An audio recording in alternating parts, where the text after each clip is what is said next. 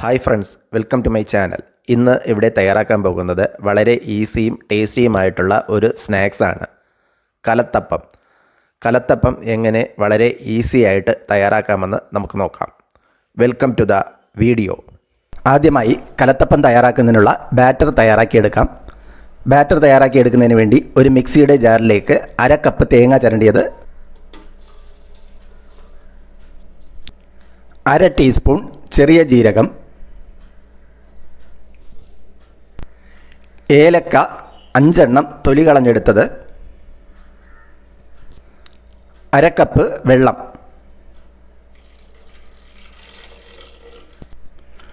ഇനി ഇത് നന്നായിട്ട് അരച്ചെടുക്കാം. അതിനുശേഷം ഇതിലേക്ക് 2 കപ്പ് അരിപ്പൊടി ചേർത്ത് കൊടുക്കുക. അപ്പത്തിനും ഇടിയപ്പത്തിനുമുള്ള അരിപ്പൊടി ചേർക്കുക. പുട്ടിനുള്ള അരിപ്പൊടി ചേർക്കരുത്. അതോടൊപ്പം 1/2 കപ്പ് വെള്ളം കൂടി ചേർക്കുക.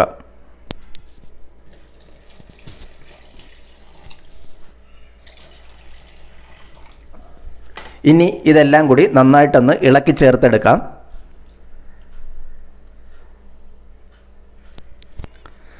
നന്നായിട്ട് ഇളക്കി ചേർത്തതിന് ശേഷം ഇത് ബ്ലെൻഡ് ചെയ്തെടുക്കാം.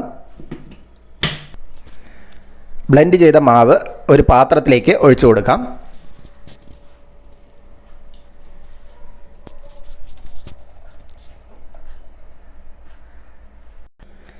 മാവിൻ്റെ കൺസിസ്റ്റൻസി ഈ ഒരു രീതിയിൽ ആയിരിക്കണം. അടുത്തതായി ശർക്കരപ്പാനി തയ്യാറാക്കാം.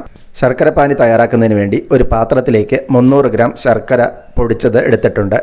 ഇതിലേക്ക് 3/4 കപ്പ് വെള്ളം ഒഴിച്ചു കൊടുക്കാം. ഇനി ശർക്കര ഉരുക്കിയെടുക്കാം.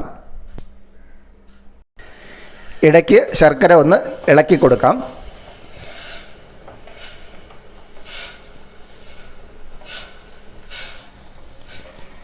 ഇടയ്ക്ക് ഇതുപോലെ ഒന്ന് ഇളക്കി ശർക്കര മുഴുവനായിട്ട് വെള്ളത്തിൽ ലയിപ്പിച്ച് ചേർത്ത് കൊടുക്കുക. ശർക്കര നന്നായിട്ട് ഉരുകി വന്നിട്ടുണ്ട്. ഇനി തീ ഓഫ് ചെയ്യാം. ഇനി ഇത് ചൂടോടുകൂടി തന്നെ നമ്മൾ തയ്യാറാക്കി വെച്ചിരിക്കുന്ന ബാറ്ററിലേക്ക് ഒഴിച്ചു കൊടുക്കാം. ശർക്കര ഉരുക്കിയത് ചൂടോടുകൂടി തന്നെ ബാറ്ററിലേക്ക് ഒഴിച്ചു കൊടുക്കാം.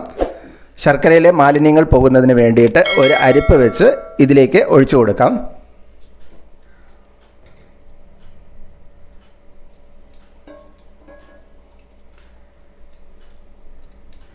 ഇനി ഇത് ചൂടോടുകൂടി തന്നെ നന്നായിട്ടൊന്ന് മിക്സ് ചെയ്തെടുക്കാം.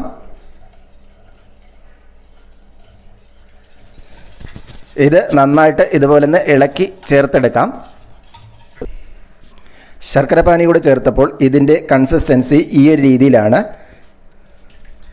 ഇപ്പോൾ ഇതിന് ഒരു ചെറിയ ചൂടുണ്ട്. ഈ ചൂടോടുകൂടി തന്നെ ഇതിൻ്റെ കുക്കിംഗ് പ്രോസസ്സ് തുടങ്ങാം. അടുത്തതായി 5 ലിറ്ററിൻ്റെ ഒരു കുക്കറാണ് ഞാൻ അടുപ്പത്ത് വെച്ച് ചൂടാക്കി എടുത്തിരിക്കുന്നത്. ഇതിലേക്ക് 2 ടേബിൾ സ്പൂൺ നെയ്യ് ഒഴിച്ചു കൊടുക്കാം. നെയ്യ് ഒന്ന് ചൂടായി വരുമ്പോൾ ഇതിലേക്ക് 1/2 കപ്പ് തേങ്ങാക്കൊത്ത് ചേർത്ത് കൊടുക്കാം. 1/2 കപ്പ് ചെറിയ ഉള്ളി ചെറുതായി അരിഞ്ഞത് ചേർത്ത് കൊടുക്കാം.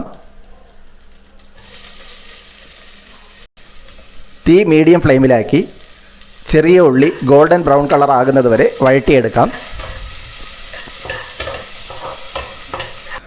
ഉള്ളി റെഡിയായി വരുന്ന സമയത്തിനുള്ളിൽ നമ്മൾ നേരത്തെ തയ്യാറാക്കി വെച്ചിരിക്കുന്ന ബാറ്ററിൽ കുറച്ച് ഇൻഗ്രീഡിയൻസ് കൂടി ചേർത്ത് കൊടുക്കാനുണ്ട്. മധുരം ഒന്ന് ബാലൻസ് ചെയ്യുന്നതിന് വേണ്ടിയിട്ട് 1/4 ടീസ്പൂൺ ഉപ്പ്,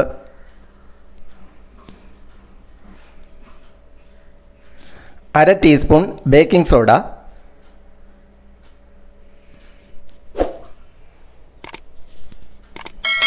ഇനി ഇത് നന്നായിട്ടൊന്ന് മിക്സ് ചെയ്തെടുക്കാം. ഉള്ളി നന്നായിട്ട് വഴണ്ട് ബ്രൗൺ കളറായി വന്നിട്ടുണ്ട്. ഇനി മാവ് ഇതിലേക്ക് ഒഴിച്ചു കൊടുക്കാം.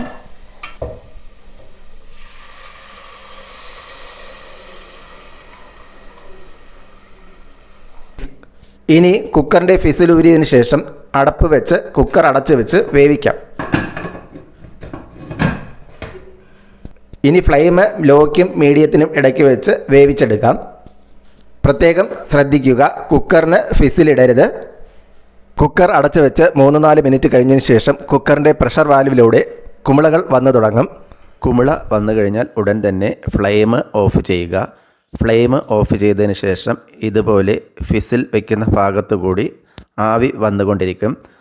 ഏകദേശം 10 മിനിറ്റ് കഴിഞ്ഞ് ആവിയെല്ലാം പൂർണ്ണമായും മാറിയതിന് ശേഷം നമുക്ക് കുക്കർ തുറന്നു നോക്കാം. അതുവരെ വെയിറ്റ് ചെയ്യാം.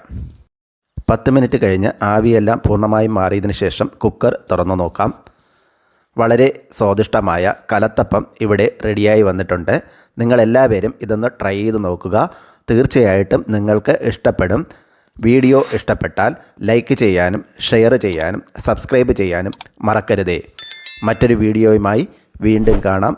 Thanks for watching.